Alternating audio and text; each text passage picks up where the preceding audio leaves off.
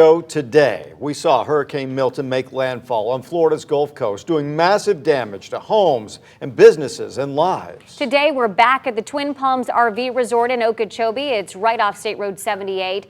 An EF3 tornado hit that community as Milton approached land. Wink News reporter Zoe Warner is live there. Zoe, 6 months later, is that still debris behind you? Amanda, yes, it is. There's still so much debris out here. We've been told that it's a mix of storm debris and just regular trash. But from people who live nearby, they're telling me that they hope that some of this will be gone soon, especially with hurricane season slowly approaching. 6 months since Hurricane Milton, and Jimmy Carter is still dealing with the impact of it. And I had never even seen a tornado before. In early October, a tornado swept through Twin Palms Resort, wiping out almost 40 homes, including parts of Jimmy's. The tornado was on us.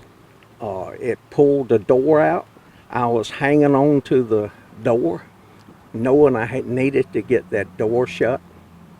And it just, while I'm trying to get my footing to pull it in, you could see stuff flying by, and I said, I've got to get out of this. Now, as he gears up for his 10th hurricane season, he's hoping to see some progress on this large pile of debris that's been stacking up since the hurricane. And I believe it's from about everybody in the community saw one pile, so they come and started, putting it there.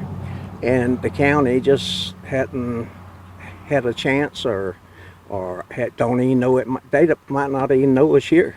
Well, the county does know about it, and they told me they've done what they can to help, and now it's the responsibility of the Twin Palms owner. Debris is basically on private property. That entrance road is a private road to Twin Palms RV Park.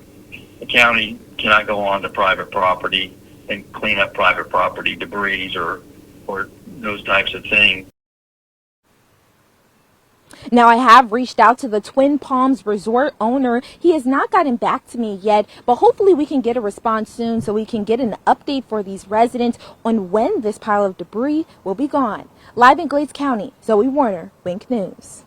All right, Zoe, thanks. We were all here for Hurricane Milton, bringing you continuous coverage of the storm as it was hitting. Yeah, we remember seeing these images coming into the newsroom, the high winds, tornadoes, the storm surge. We have Wink News meteorologist Greg Rule who's with us. We didn't feel that land impact from Milton. Correct. Talk to us about what we saw here in Southwest Florida. Yeah, but we definitely still felt indirect impacts. Despite Milton made landfall to the north and in around the Siesta Key area, we still had the storm surge, we still had the wind, and we still had the tornado outbreaks. Can you believe it's already been 6 months from Milton? So these were the stats from Milton. Yeah, you can see that correctly. $34 billion in damage. Unfortunately, we had 45 deaths, and it did make landfall just to the north of Southwest Florida in and around the Siesta Key area as a Cat 3 with 115-mile-per-hour sustained winds. We also felt the storm surge across Southwest Florida, ranging anywhere from around 3 to upwards of about 9 feet. The biggest storm surge felt in Manasota Key, topped out at about 10 feet of storm surge. But for us here locally, rainfall over 6.5 inches, the highest wind gusts over 100 miles per hour. And then also we had some really impressive storm surge reports across the area in Southwest Florida. But as Russ, Amanda, and myself had just mentioned, it was the tornadic outbreak, and especially this EF3 on the west side of Lake Okeechobee. This is the only EF3 ever reported in sections of Southwest Florida. Back to you guys.